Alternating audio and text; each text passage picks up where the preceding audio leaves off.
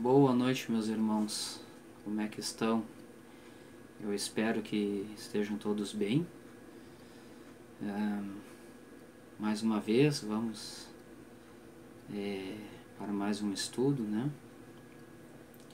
Hoje eu resolvi falar novamente sobre o desenvolvimento do médium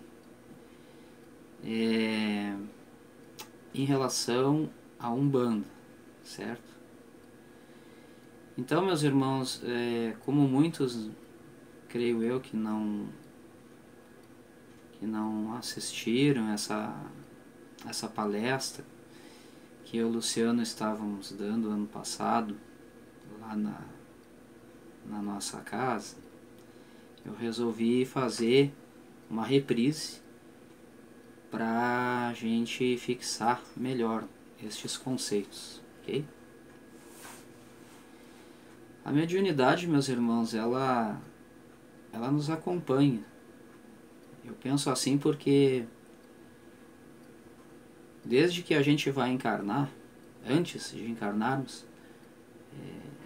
já é mais ou menos definido a nossa missão, que é que a gente vai fazer aqui, ou seja, o nosso propósito. E nós já temos este caminho traçado, de sermos médiuns umbandistas, de vir aqui prestar a caridade, como um cumprimento de uma missão, e também como um resgate kármico daquelas atitudes errôneas que nós tivemos lá atrás, em outras vidas. Então, desde que a pessoa nasce, ela já traz esses dons, essa mediunidade, que é a capacidade de fazer o intercâmbio do mundo espiritual com o material. Também a capacidade de comunicar-se com esse mundo invisível aos nossos sentidos. Então, desde criança, pelo menos isso já comprovado aí em vários livros que temos estudado, né, e lido, a mediunidade da criança ela vem aflorada, né, pelo menos até os 3, 4 anos de vida, onde suas lembranças estão bem lúcidas.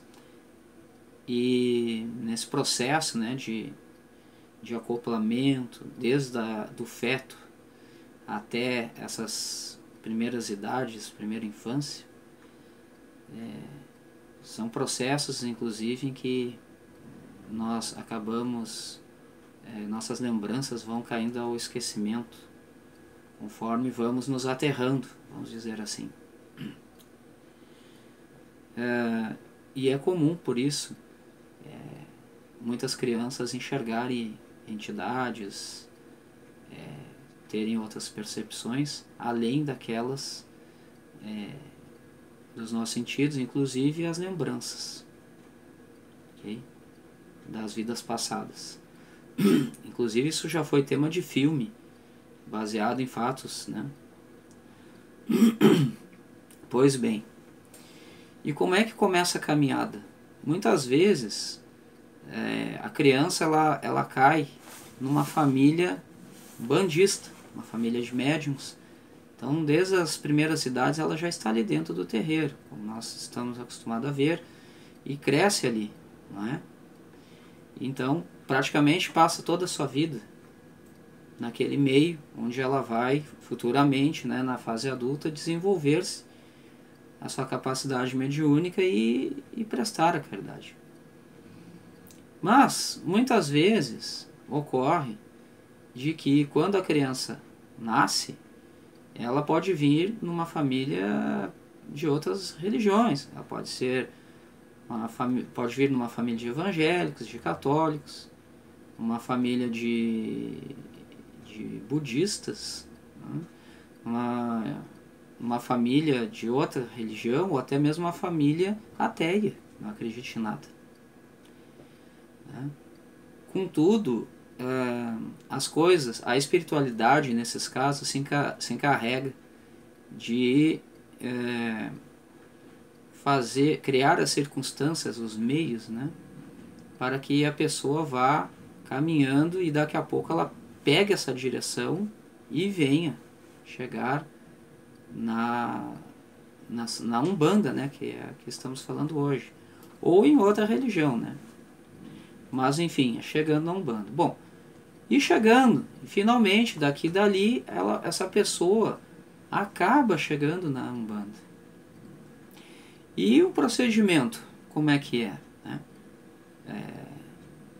Então a pessoa começa a visitar as sessões, ela começa a sentir energias, principalmente em determinados pontos que são cantados, né? Seja dos orixás, sejam pontos de falangeiros, e ela começa a identificar com isso, a sentir energia, sentir a sua mediunidade aflorar, sentir a sua pele ficar arrepiada, né? Sentir calafrios, enfim, uma série de sensações. Então ela volta para sua casa e depois ela vai de novo, assiste de novo, mesmos sintomas, aí vai embora. Aí como é que ela faz? Né? Ela vai de novo.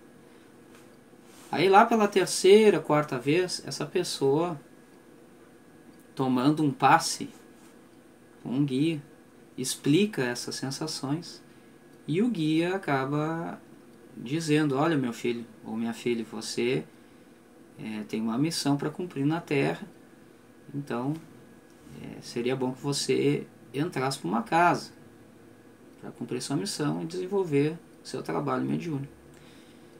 Então, esse médium, ele não é só isso, né, gente? Esse médium sai dali, ele entre uma sessão e outra, que geralmente uma semana de distância, ele começa a ter sensações dentro de casa, no local de trabalho, na rua, na casa de outras pessoas, enfim, onde ele estiver, ele começa já a manter um contato com o extrafísico, justamente porque a partir do momento que ele começa a frequentar uma casa, a sua aura, seu campo magnético energético já começa a se expandir. Então ele já começa a se abrir, né, indiretamente ou inconscientemente, ele já começa a se abrir para o mundo espiritual. Então o que acontece, né? Ele sai dali, de repente ele gostou daquele lugar, ele vai lá no outro dia e conversa com o dirigente, né? O dirigente espiritual da casa, e diz: olha, aconteceu esses fatos. E o dirigente então vai convidá-lo, né? Ou a pedido da própria pessoa, o dirigente vai avaliar, através de uma série de questionamentos, se essa pessoa realmente está destinada, né, ao cumprimento de sua missão, se ela realmente pode entrar para a corrente, né, de médiuns, a fim de cumprir o seu trabalho. Bom, seja como for, né, se ele autorizar ou ele convidar essa pessoa, sentindo na sua intimidade, na sua mediunidade, que trata-se de um médium que precisa desse amparo espiritual, né? Porque a nosso trabalho na corrente é um amparo espiritual, né? Somos amparados lá também. Então ele diz para o médium: bom, então você está autorizado. Pois bem, e aí o passo é esse: o médium chega na corrente, né? E ele começa a trabalhar, né, na corrente. Ele vai ser cambono de uma entidade, ou ele vai ajudar na parte administrativa, enfim, ele vai fazer uma série de procedimentos, né? Mas o mais importante, meus irmãos, que faz parte do desenvolvimento mediúnico, é os estudos, é estudar. Por que estudar? Porque nós precisamos compreender o fenômeno em si. Nós precisamos compreender como conduzirmos, como praticarmos a Umbanda, né? Não só a Umbanda, mas como qualquer religião. né? Mas a Umbanda é necessário se entender, né? Por isso é dito, né, num ponto, né, que a Umbanda tem fundamento e é preciso preparar, né? O médium precisa se preparar para atuar na Umbanda. Então, juntamente com o seu desenvolvimento mediúnico prático dentro da terreira, ele vai começar a estudar também, né? E aí ele tem uma série de preparações. Bom, quais são as preparações iniciais, né? Primeiro, a chegada no dia da sessão, né? No dia da sessão, quando ele vem para a corrente, o que é que ele tem que fazer? Ele tem que ter uma preparação, né? Ele vai procurar, a gente sabe que isso não é uma coisa absoluta, né? Nós trabalhamos, geralmente passamos todo dia trabalhando, enfim, estamos cansados, estressados, né? Mas, se a pessoa tiver oportunidade, é muito importante que ela já comece o dia se preparando, meditando, pensando na sessão que vai acontecer logo, mentalizando a sua falange, seus guias, pensando neles, num trabalho mediúnico, né? E aí o médium pode fazer várias preparações, não quer dizer que tem que fazer todas, mas se puder, melhor, né? A começar pela sua asepsia, né? A sua limpeza pessoal, espiritual e física, como por exemplo, ter uma alimentação mais leve naquele dia, procurar não comer carne vermelha, porque na carne vermelha tem energias ali que não são boas, não são aprimoradas para o trabalho, né? Não comer muita coisa, né? Não encher o seu estômago antes do trabalho, porque você vai precisar estar com seus chakras todos abertos e disponíveis para as entidades, vamos dizer, fazer a ligação do perispiritual, né? Então, se você comer um pouco antes dos trabalhos, seu estômago vai estar trabalhando, seus chakras vão estar ocupados com aquilo ali, você não vai ter nenhum tipo de trabalho. Preparando a sua mente, porque se nós estivermos numa corrente com pensamento lá na rua, pensamento de ódio, pensamento de raiva, ou pensando nos problemas, nós podemos prejudicar os trabalhos e a própria corrente, abrindo espaços para espíritos sem luz, não é? E até mesmo trevosos, né? Que possam querer causar algum dano espiritual nos trabalhos, ok? Bom, e os banhos de ervas, por fim, né?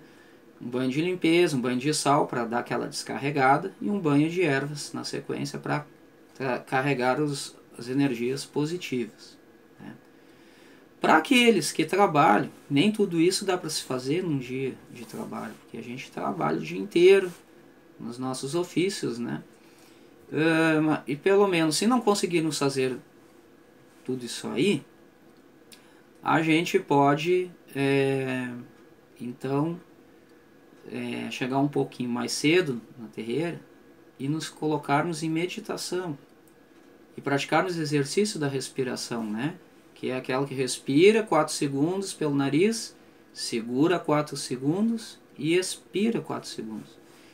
E já meditando, né? De repente, alguns lugares colocam aquelas músicas de fundo, né? Que auxiliam muito. E aos poucos vai procurando se acalmar, esvaziar os pensamentos, porque nós já estudamos as formas de pensamentos e sabemos dos prejuízos que podemos causar no trabalho. Então, é a mesma coisa dessa pandemia que estamos enfrentando, né? É a mesma lógica lá dentro. Quando cuidamos de nós, estamos cuidando do nosso irmão do lado. Porque se eu cuido dos meus pensamentos, eu estou cuidando da minha corrente, né? A corrente é de todos, ela não é do pai de santo, do dirigente, do cacique, como queiram, né? A corrente é de todos. Então cada um precisa fazer a sua parte de alguma maneira, ok? Bom, então começam-se os trabalhos, né? E outra coisa, na chegada do terreiro, né? O médium, quando ele já está iniciando, ele já tem que também ter essa noção. Então ele fez a preparação em casa, veio, chegou no terreiro, tem que pedir permissão. Tá? Tem que pedir permissão pro chefe da tronqueira, que é o Exu, né? O Exu e a sua senhora, a Pombagira. Pedir a permissão para entrar no Campo Santo, né? Naquela egrégora ali, né? Então ele pede licença e se dirige. Bom, chegando lá dentro, o que é que ele tem que fazer? Se a casa é só de Umbanda, você vai bater a cabeça no congá, né? Pedir a bênção dos pais, dos orixás, e depois você cumprimenta o seu dirigente, e depois os seus irmãos. Agora, se a casa é uma casa cruzada, é uma Umbanda traçada, né? Com candomblé ou nação, você vai... Bom, aí depende da casa, mas a minha ideia, né, a que eu acho mais, vamos dizer, importante, né, mais lógica, eu chego na tronqueira, cumprimento o Exu, vou lá na camarinha ou no quarto de santo, bato a cabeça pro orixá, vou lá no congá, bato a cabeça pros orixás também, os falangeiros, né, bato a cabeça pro meu pai de santo, e depois cumprimento os meus irmãos. Tá? Esse é um procedimento. É óbvio que em outros lugares tem outros procedimentos.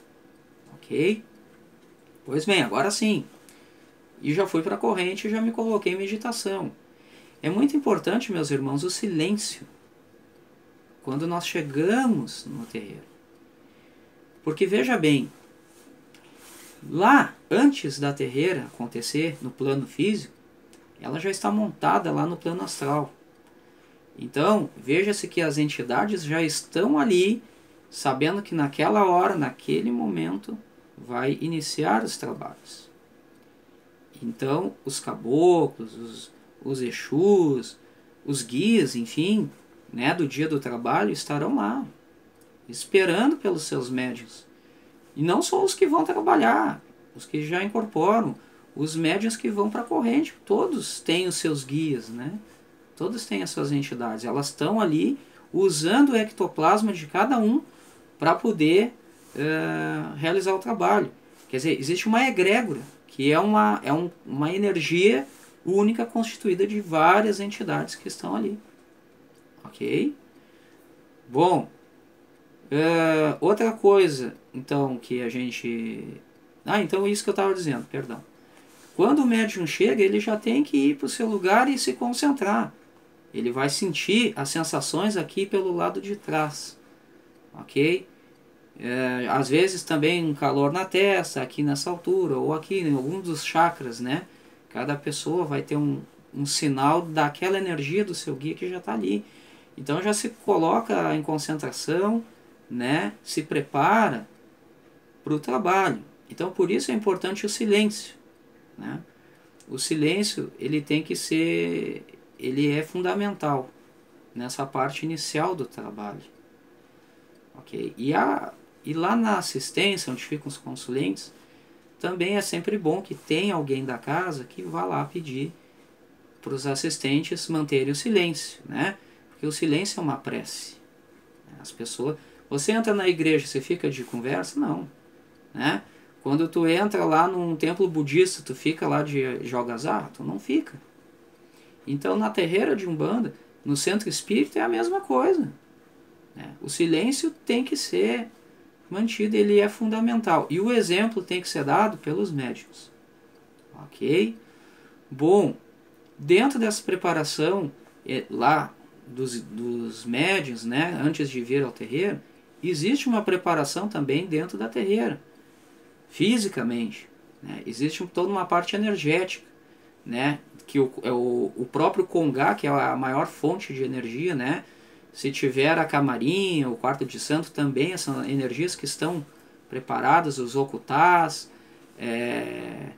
ali os aguidares com as comidas, com as pedras, enfim, todo o material, né? Todas as firmezas necessárias para a realização do trabalho, as bebidas, os líquidos, os objetos, patuás, enfim, tudo que é necessário se encontra ali para ajudar a aumentar a energia, a captar ou para manter aquela energia, né? Aí sim, então o dirigente então começa os trabalhos, né? Faz a sua abertura, né? Ainda durante a abertura ou antes um pouquinho existe a defumação, que é o processo que se completa, né? Aquela energização, quer dizer, a limpeza física e espiritual através da queima de ervas, ok? E é feita essa defumação nos 4 cantos do terreiro, nos pontos das firmezas. Depois é feito na própria corrente, nos médiuns. E por último, essa defumação é feita também com as pessoas da assistência. Ou seja, é feita aquela limpeza geral. Aí, realmente para harmonizar, né, para ficar aquele ar leve. E aí então, né, e também através do atabaque, né, ou das palmas, ou dos cantos, né, dos instrumentos, dos agês, maracas, ou outros instrumentos, que também já emite energia e cria toda aquela egrégora. Então é um conjunto e aquilo vira uma coisa só. Nesse momento, as nossas mentes entram numa frequência única.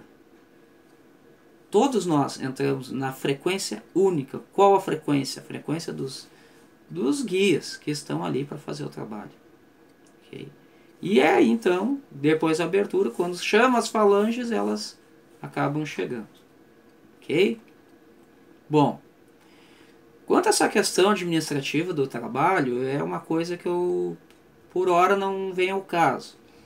Então eu gostaria de falar mais da questão do desenvolvimento dos médiuns, né? Aqueles que estão chegando. Então esse médium chegou na casa, então já houve toda essa preparação, ele já está, né, naquela frequência e está lá quase incorporando, né? Então chega, geralmente as casas fazem o desenvolvimento junto com a caridade, né? Outros fazem uma sessão especificamente para a caridade, mas não importa. O que importa é que quando chega o momento do desenvolvimento, e aí acontece uma coisa que é comum a todos nós, né? Nós ficamos curiosos para saber, afinal, quem é o meu caboclo?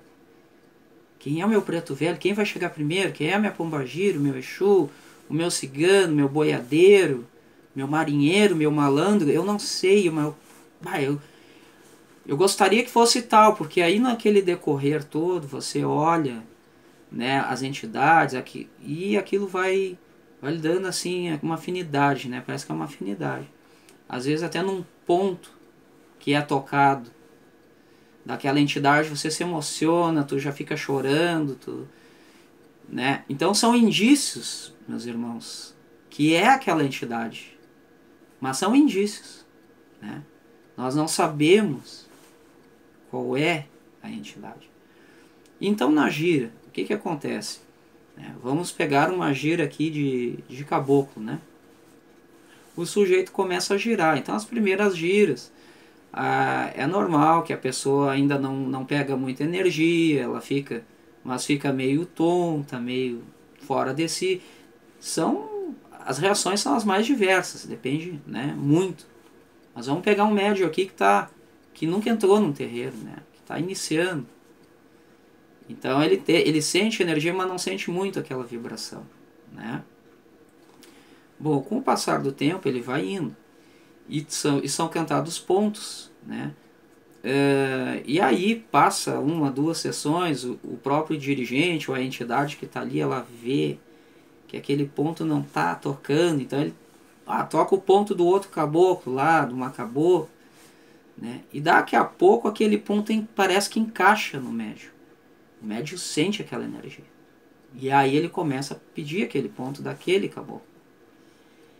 Então, o médium se pergunta, será que é esse? Né? Pode ser, por que não? Não é verdade? Só que, daqui a pouco, não é esse caboclo. Esse do ponto ele pode estar ali ajudando na preparação. A energia dele está mais próxima, porque o médium se abriu para aquela entidade, aquele ponto emocionou ele, tocou nele, então ele se abre. Ele abre o seu chakra, né? Todos os seus chakras. E aquela entidade começa a fazer o trabalho do desenvolvimento nele, preparando para outra que vai chegar. Então, mas pode ser este caboclo do ponto? Pode, por que não, né? Mas quando é que nós vamos saber? Quando a entidade chegar. A entidade é quem vai dizer quem ela é. Ela vai se identificar, vai dar o seu grito de guerra, vai dar o seu brado, a sua risada, a sua gargalhada e vai dizer: eu sou o caboclo tal, eu sou o Exu tal. Ok? Esse desenvolvimento pode levar muito tempo? Pode. Ele pode levar pouco tempo? Pode. E o que é que pode diferir aí nessa questão de tempo? Bom, na minha experiência mediúnica, o que mais demorou para mim me desenvolver, me abrir para receber as entidades foi a falta do conhecimento. Ou seja, a falta de estudo, de entender o processo. Né? Então, eu particularmente levei 8 anos para receber uma entidade. E talvez não precisaria se eu tivesse compreendido, estudado, né, e entendido o processo mediúnico, né, tivesse feito práticas de meditação, né, lido bons livros, ou tentando abrir os meus chakras, né, fazer processos de saída do corpo, enfim, né, e expandindo a minha mente para o mundo espiritual. Se eu tivesse esse conhecimento, provavelmente eu teria recebido as minhas entidades em bem menos tempo. Ok? Bom, mas por essa razão tem essas coisas, né? Então, por essa falta de conhecimento, muitas vezes trava o médium de receber essas entidades, porque a mediunidade, né, do médium, a incorporação, ela pode ser inconsciente, ela pode ser semiconsciente e consciente, né? A semiconsciente, a inconsciente era dos primeiros umbandistas, porque alguém tinha que falar, eles não sabiam de nada, né? Então, se a incorporação fosse semiconsciente ou consciente, os médiozinhos se travavam, porque aquilo que estava sendo trazido era muito novo, entender? Então, hoje nós temos aí algumas mediunidades semiconscientes, aqueles médios ainda aí de 20, 30 anos para trás, e atualmente temos médiuns conscientes, né? E que é uma maravilha, né? É uma maravilha poder trabalhar, né? Consciente, né? Vendo e ouvindo tudo que está sendo feito, mas você não se domina, né? Mas aí as pessoas ficam nessa dúvida: será que sou eu que estou mistificando ou é a entidade que tá me mandando falar e eu não falo? Então, meus irmãos, essa dificuldade do desenvolvimento muitas vezes se dá pela falta de conhecimento. Por isso, é fundamental, né, é vital para o médium em desenvolvimento que estude, que compreenda o processo, né, tal qual ele é, e se desenvolver, né, fazendo caridade, ajudando no terreiro, limpando o terreiro, né, arrumando, fazendo práticas administrativas, ajudando a organizar a corrente, a organizar as pessoas para os passes, servindo as entidades, né, os cambonos ou cambones, né, isso é uma prática maravilhosa de desenvolvimento, né. E o principal, no dia a dia, né, procurando colocar em prática aquilo que nós aprendemos com os nossos guias, né, e aquilo que estudamos, que entendemos, né, que olha, isso aqui eu nunca tinha me dado de conta, né? Pois é. Então agora vamos pôr em prática isso para resolvermos, né? Bom, então num certo dia vai acontecer que essa entidade, você vai ser tomado por uma força tão forte, que vai fazer com que você faça aquilo que está sendo lhe dito. E se você tem um conhecimento, você vai fazer. né? Muitas entidades, quando elas vão, antes de se declararem, se identificarem nos terreiros, elas mostram para o médium, através de sonhos, de visões, né? De intuições, quem elas são, enviadas de qual orixá, em que linha trabalham, né? Inclusive o seu ponto riscado de identificação, né? A sua missão na Terra. Então as entidades são tão amor e luz que elas fazem isso. Elas passam, a grande maioria, quando elas veem que o médium está envolvido, ele está buscando, né? A palavra é essa, é busca. Ele está buscando, ele quer entender, ele quer compreender, elas vêm amorosamente e entregam para o médium. Para que no dia do trabalho ele não vacile, ele faça com firmeza aquilo que foi mostrado. E aí chega a sua entidade, né? Firma seu ponto, diz quem é, para onde veio, enfim. As entidades confirmam e esse médium vai trabalhar, fazer a sua caridade. E aí, com o tempo, ele vai pegando toda uma confiança, né? Então, e mesmo assim, ele vai seguir buscando, né? Ele vai seguir estudando, se interessando, né? Porque as entidades, quanto melhor o médium, quanto mais esclarecido ele é, melhor, mais fácil as entidades têm de trabalhar. Porque a entidade vai dizer uma coisa para o médium dizer e ele vai dizer, porque ele sabe que é aquilo ali que está sendo dito. Ok? E assim vai prestar um grande serviço, né? Ele vai se desenvolver nos trabalhos, ele vai aprender a fazer trabalhos com magia de pontos, trabalhos com oferendas, com flores, com frutas, com pedras, enfim, ele vai, durante o tempo, durante a sua vivência na Umbanda, né, a sua caminhada, ele vai desenvolver todos esses atributos e até que um dia ele poderá estar pronto, né, para ser um dirigente também espiritual. Essa é a caminhada, tá?